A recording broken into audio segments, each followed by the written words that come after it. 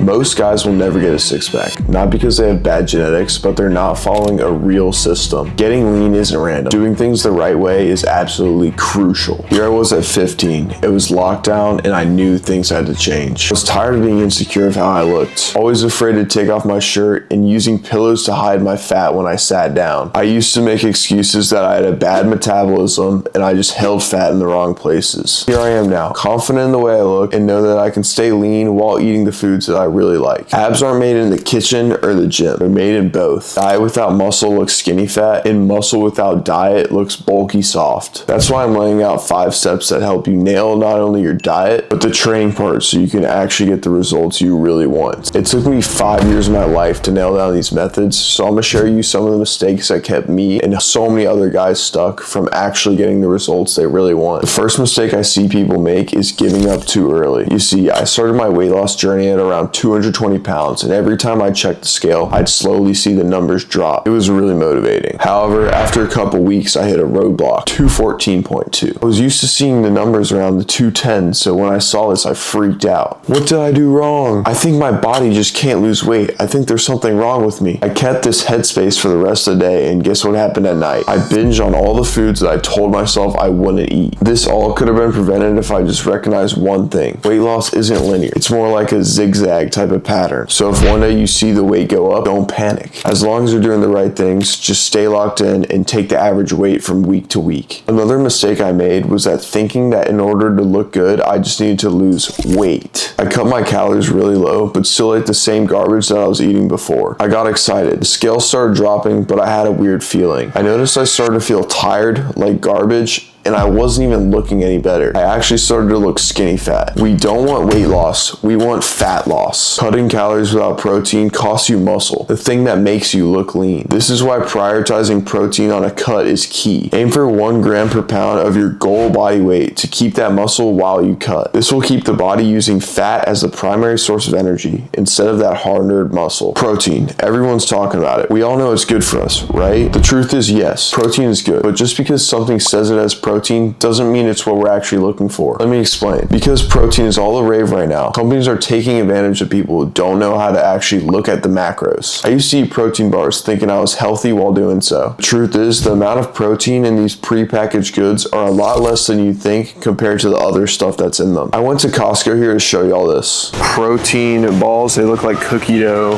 and they say protein balls. It's just a bunch of bullshit. The macros say like, oh, it's protein. The ratio of protein to carbs is absolutely terrible. They'll market it as this protein, like you're healthy, like see how they got the thing on the package, 8 grams of protein.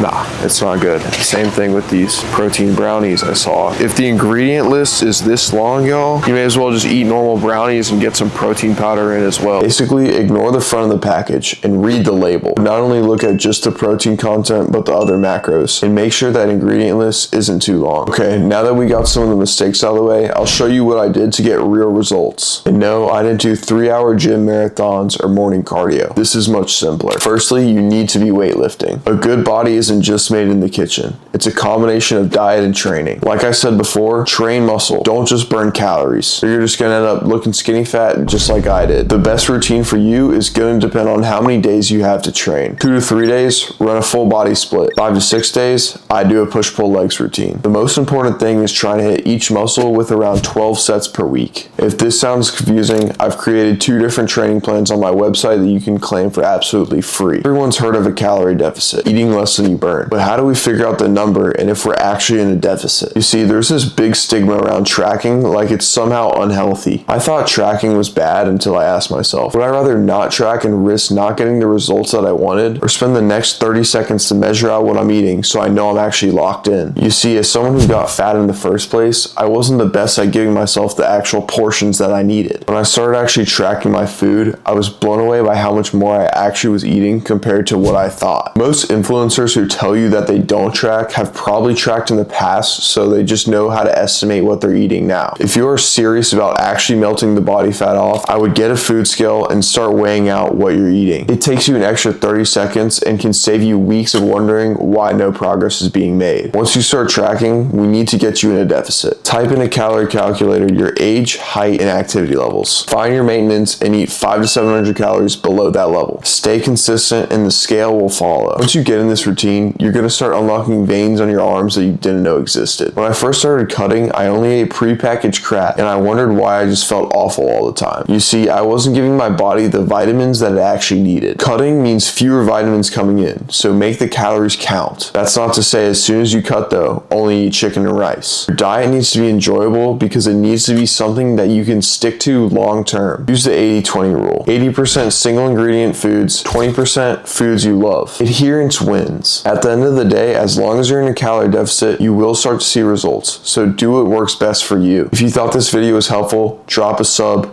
Good luck on your fat loss journey, and I'll keep making more of these in the future. See you in the next one.